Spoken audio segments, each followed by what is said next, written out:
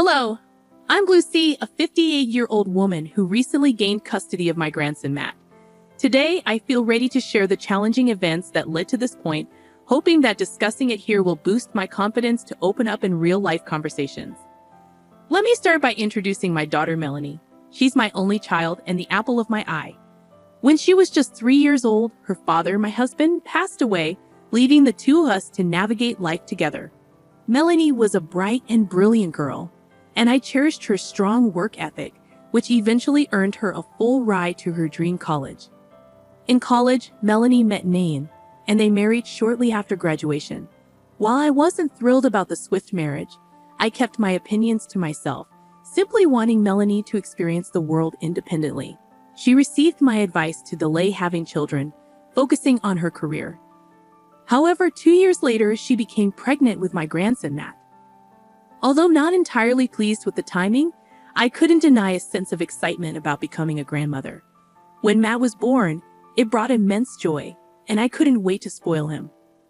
Fast forward 2 years, and Melanie and Nain moved to another state for a better job opportunity. Despite my reluctance to be separated from my grandson, I understood their motives and learned to cope with their absence through Skype and regular calls. 8 years later, Gig returned, and I was ecstatic to welcome them back. During their absence, I communicated with them virtually, and when they returned, they delved into work, leaving Matt in my care for long hours. Despite my uncertainty about their work commitments, I cherished the time spent with Matt, and our bond grew stronger. Unfortunately, the situation began to unravel around Matt's 12th birthday. I always took part in grand celebrations for him, but that year, I couldn't attend due to a work trip. Despite my efforts to return on his birthday morning, I couldn't make it. In an attempt to make up for missing his significant day, I met with him the following day, saying, "Hey, sweetie, happy belated birthday." "Thanks, Grandma," he replied. "I'm so sorry I couldn't make it yesterday. I tried my best to make it back in time, but it was already 11 p.m. "It's okay. You made it up to me anyway." How could I not celebrate my favorite grandson's birthday? "I'm your only grandson, Grandma." Okay, you're still my favorite though. Anyways, 12 is a big age. "What did you do yesterday?" "Nothing." "Oh, come on, Matt. If you're trying to protect my feelings from missing out on your birthday, I can assure you that I'll be fine." "No, Grandma, I really didn't do anything." "What do you mean? Didn't your parents take you out for dinner?" "I sent your mom money for that." "Well, I sat at home all alone throughout the day, except for when my friends came over for a bit. Mom and Dad came back home really late from work, so I didn't do anything." "Why were your parents working on a Saturday?" "Mom and Dad picked up extra hours because they apparently needed the money." "That's odd. The least your mom could have done was tell me that they weren't celebrating your birthday. I would have had even more money to spend on you." "Grandma, that's really sweet, but I'm already used to this." "What do you mean?" "I mean that Mom and Dad are almost never home, and they always miss big events because they're too busy working." "That's so sad. How do you feel though?" "I was sad yesterday, but I don't think I should have been." "Why?" "I mean, it's only natural to feel bad when your parents forget about celebrating your birthday. I mean, they've been doing it for so long. I should not have thought that they would have remembered." "Sweetie, that's so incredibly sad. I'm going to talk to your parents about it. You don't deserve this." "No, please don't. They'll only get mad at me, and they might not let me see you again." "But please, Grandma." "Fine, but you're staying with me tonight, and we're celebrating your birthday properly." I tried my best to push aside what Matt had revealed to me for the duration of his celebration with me. I took him out, let him buy whatever he wanted, and he seemed very happy. I was glad I could lift his mood. The next day after Matt left, I phoned Melanie to inquire why neither she nor Nain had celebrated Matt's birthday. Melanie simply explained they were busy, which infuriated me. Besides being my grandson, Matt was just a child, and no child should be forgotten in such a manner. I conveyed my concern to Melanie, but she dismissed me, telling me to mind my own business and not lecture her on parenting. Fearing she might cut off my access to Matt, I bit my tongue. About a month after Matt's 12th birthday, I received a distressing call from him while at work. Grandma, Matt, sweetie, how's everything going? Grandma, I need help. What? Why? What's going on? I feel really sick. Oh, sweetie, where are your parents? I've been trying to tell them I haven't been feeling well for a long time now, and they haven't been listening. They keep telling me that I'm fine and that they're too busy to do anything about it. On a scale of 1 to 10, how bad is the pain? 10. Whoa, where is this pain you're feeling? Near my tummy, Grandma. Could you please get here fast? I don't think I'll be able to stay awake for too long. I'm already on my way, sweetie. Just keep talking to me. How long have you been feeling this way? I've been feeling this way for a week and a half now, and it's always been this bad. Why wouldn't your parents take you to the doctor? That's not right of them. I don't know. I tried to tell them. I even went to them and cried about it, but they just brushed me off. I'm going to have a stern talk with them.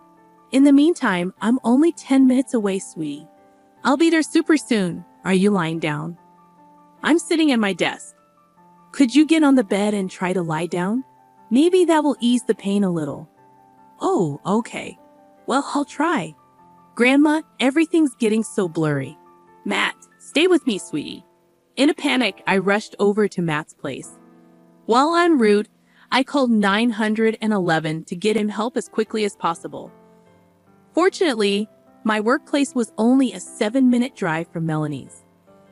I arrived before the EMTs, and upon entering Matt's room, I found him lying on the floor, his face turning blue. When I touched him to check for a pulse, he felt incredibly cold. Thankfully, I felt a pulse, and shortly after my arrival, the EMTs arrived, loading him into an ambulance and rushing him to the nearest hospital. I persistently tried calling Melanie and Nathan, but neither of them responded. Left with no choice, I resorted to leaving voicemails and messages, urgently informing them of Matt's situation. As I imagined worst-case scenarios, Matt's doctor delivered the alarming news that he had a ruptured appendix and required immediate surgery. Anxiety consumed me as Matt was rushed into the emergency room, and I anxiously paced back and forth, struggling to reach Melanie and Nathan. My frustration toward them intensified with every unanswered attempt. Thankfully, Matt's surgery proceeded smoothly, and he regained consciousness shortly after being placed in his own ward. About an hour later, Melanie and Nathan finally arrived. Oh my God, Matt.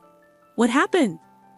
Apparently, my appendix ruptured and I needed immediate surgery. How did this happen so suddenly? Suddenly? Matt has been complaining about this pain for over 10 days. But how were we supposed to know it was this serious? Are you being serious right now?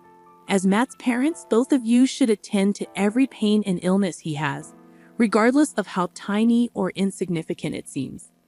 I don't appreciate you talking to my husband that way. I wouldn't have to talk to either of you like this if you just took care of your son. Are you accusing us of being bad parents? Yes, I think I've made it pretty clear. This was your only mistake, a mistake that could have cost Matt his life if he hadn't called me. Not to mention, both of you prioritize your work over Matt all the time. We do not. Tell me that when I've been picking him up at least 3 times a week from school because both of you forgot. We're working hard to provide for him. Sure, we forget to do certain things every once in a while, but that doesn't make us bad parents. You think Matt is going to care about all the money you got him 5 years down the lane? No, all he's going to remember is how you neglected him and how your neglect almost got him killed. You are overstepping so many lines. That's it. You may be Matt's grandma, but you have no say in how he's brought up or what we, as parents, do. I want you out of his ward. But Mom, I want Grandma here. She brought me here. So I think she deserves to be here. Matt, stay out of it. Once you're nice and healed, you are going to be in trouble. Why will he be in trouble? He could have called us and told us about his pain. Instead of coming to us, he went to you. And now we're beyond humiliated and embarrassed. You can't take your feelings out on him. He's been suffering, and he reached out to the only person he knew would take his pain seriously. Okay, Lucy, you really need to step out now, or we will have to get you thrown out. He can't do that. As his parents, we will be given first priority. I just have to tell the nurse to take you out of care. Fine, but this isn't over. Matt, sweetie, take care. Everything will be fine, and you have absolutely nothing to worry about. I'll see you soon. I was beyond enraged, but once again, I decided to hold my tongue because I knew that I couldn't just abandon Matt when he most definitely needed me the most.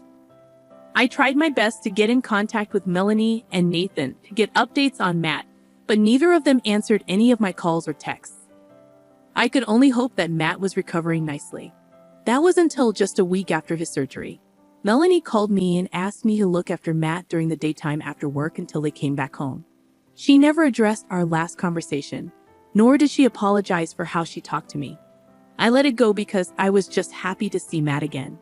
The next day, I rushed over to Matt right after work and saw him lying in bed playing a video game. There's my brave and strong man. How are you doing, champ? I could be better, I guess. Have mom and dad been taking proper care of you? Well, they left me alone all day. So what? I thought at least one of them would have taken off to look after you. It was truly a miracle that even one of them stayed with me when I was in the hospital.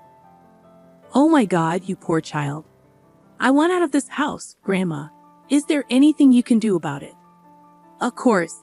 I'm your grandma, and your parents have neglected you enough for me to use my rights as your grandma to take custody of you. But I don't think that your parents will be too happy about it. Who cares what they think? They clearly don't care enough about me. I completely agree. You'll be a little busy though, and you'll probably have to go to court, and it'll be really tiring. I'll do anything to get out of this house. If I could survive my appendix bursting, I think I can handle being tired for a while. Wow. Just how much damage have your parents done? You know, one time they forgot me in another state because they got too wrapped up with their own things. Another state?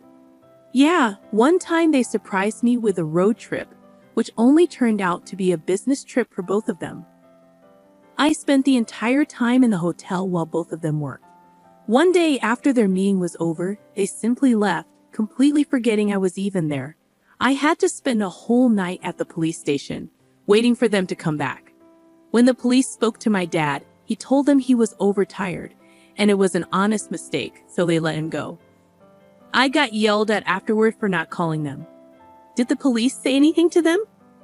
They spoke to my dad, and he told them he was overtired, and that it was an honest mistake, and they let him go. I got yelled at afterward for not calling them. My God, they're monsters.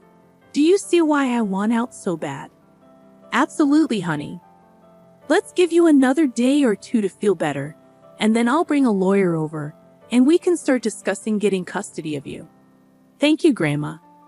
I didn't think I could get any more appalled by Melanie and Nathan's parenting, but there I was, listening to just a few snippets, and I already wanted to unleash hell on them.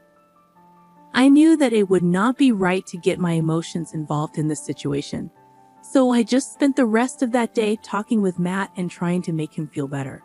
The next day, I took a week off work, and the first thing I did was get in contact with a lawyer.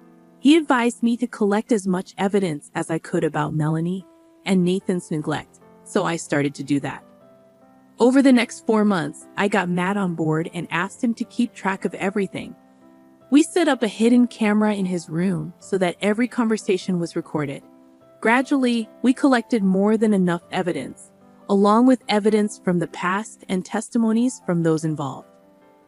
We had more than enough evidence to guarantee my custody of Matt. With that, I filed for Matt's custody, and Melanie and Nain were summoned to court. Of course, they did not take it lightly, and I got a very angry call from Melanie. What do you think you're doing? Oh, hi, Melanie. Do not try to be nice to me right now while you're trying to take Matt away from us. You have shown me one too many times how you neglect Matt. I don't want him growing up thinking that he's never cared for. That was one isolated incident, Mom. I've been speaking to a lawyer and to Matt. Matt has told me about all the other non-life-threatening ways you and Nain have been neglecting him. So you've brainwashed Matt into thinking that we don't love him either. I didn't force him to leave. I believe he wanted to go a long time ago, but he didn't realize he could. How can you even say that? This is all you're doing. You had to throw a huge fit in front of him at the hospital, Melanie. I don't think you realize just how scary it was to walk into your home and see Matt lying unconscious and blue on the floor. It took everything in me to remain calm and get him the help he needed. Your nonchalance about everything that happened to him is only making me angrier. We are not being nonchalant. You haven't even been paying attention to him after he had his surgery. Neither of you even took some time off to look after him. He's been home alone most of the time. Oh, shut up, Mom. We invited you over. He was not alone. I only see him after I'm done with work, which is around the afternoon. You and Nain leave early in the morning and don't even get back until late evening. He's alone for a good portion of the day, and as far as I'm concerned, that's major neglect. How do you expect us to pay off the surgery? Huh? That was only more stress on us. Are you trying to blame Matt for something he had no control over? If the shoe fits, you know what will alleviate you of all this financial stress. If you let me take care of Matt, he's my son. Your son that you do not care for.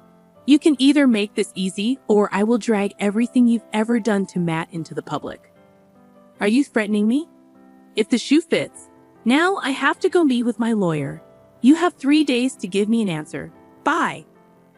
I actually did plan to provide evidence of all Melanie and Nathan's neglect to our family. Nathan's family, along with their workplaces, because I saw no reason for people like them to have children. It was only a miracle that they lived close to me, so I had some form of knowledge of what was happening on the inside.